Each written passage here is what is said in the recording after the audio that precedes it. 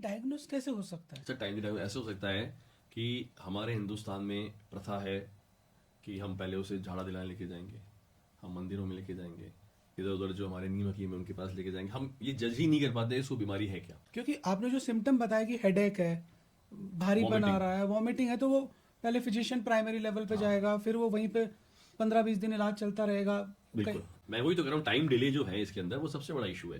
क्योंकि इस चीज को डायग्नोस करना पेरिफेरी के अंदर, हाँ, ठीक है, बहुत आसान नहीं है। जिन लोगों ने ऐसे केसेस देखे हैं, जिन्हें दौरे आते हैं, हाँ, ये दौरे की शिकायत सबसे कॉमन है इसके अंदर। हाँ। तो अगर दौरे किसी को आ रहे हैं या किसी पेशेंट को सर दर्द, उल्टी, चक्कर की बीमारी है, तो सबसे पहले उसका सीटी स्कैन होना चाहिए। सर ये दर्द, सर दर्द, उल्टी, चक्कर और नजर की कमजोरी, नज़र की ये कमजोरी। सबसे इंपॉर्टेंट है। विजन, चाहे डिप्लोपिया हो, चाहे से देखने की रोशनी कमजोर हो रही हो, तो हमें तुरंत फिजिशियन के पास, न्यूरो फिजिशियन के पास, न्यूरो सर्जन के पास लेके जाना चाहिए।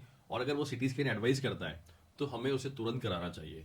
होता क्या है कि वो एडवाइस भी कर देता है तो भी हम सोचते हैं कि नहीं यार, ये तो मतलब डायग्नोसिस अपन इसको किसी और के पास ले जाके दिखा सकते हैं, अपन अपने कोई फैमिली फिजिशियन उसको दिखा लें, हम मंदिर में झाड़ा दिला लें, हम उन बाबा जी के ले जाएं।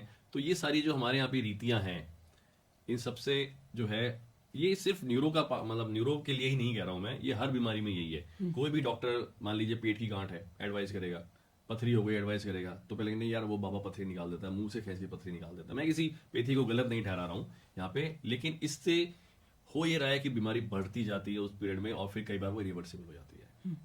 तो मेरा तो रिक्वेस्ट यही है सभी लोगों से कि भाई अगर कोई फिजिशियन आपको कोई डायग्नोसिस के लिए एडवाइस करता है तो एक बार आप ऐसे न्यूरो फिजिशियन, मतलब इस न्यूरो से जो संबंधित मैंने आपको बताया, सर दर्द, उल्टी, चक्कर, रोशनी कमजोरी, तो आप तुरंत सिटी स्कैन कराने में डिले नहीं करें अगर कोई आपको एडवाइस कर रहा है नहीं, लेकिन प्रॉब्लम जो है वो ये है कि जब कोई रूरल एरिया के अंदर बैठा है, वहाँ पर जो प्राइमरी फिजिशियन है, शायद उसको भी ये समझ में नहीं आता कि यार मुझे एक बार न्यूरो सर्जन के पास या न्यूरो फिजिशियन के पास इसको भेजना चाहिए।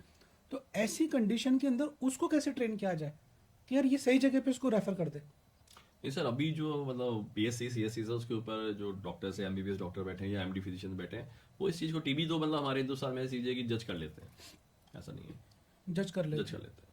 तो और भी कुछ टेस्ट होते हैं जो जैसे है ना, जो ब्लड के टेस्ट हैं जो सपोर्ट करते हैं टीबी के लिए, ईएसआर होता है। अगर ईएसआर मेरे से बढ़ा हुआ है तो पता चल जाता है कि बॉडी के अंदर टीबी हो सकती है। कितने ईएसआर पे अपन एक सोच सकते हैं क्या टीम? सर नॉर्मल ईएसआर जो है मेल में 10 होता है, फीमेल्स के अंदर 20 होता है, ठीक है। तो अगर इससे बियॉन्ड 30 40 50 तक अगर ईएसआर जा रहा है तो हमें ये जरूर देखना है कि भाई कोई ना कोई बॉडी के अंदर प्रॉब्लम चल रही इन्फेक्शन, है, और हाँ। उसका कोई ना कोई हमें डायग्नोसिस बनाना है।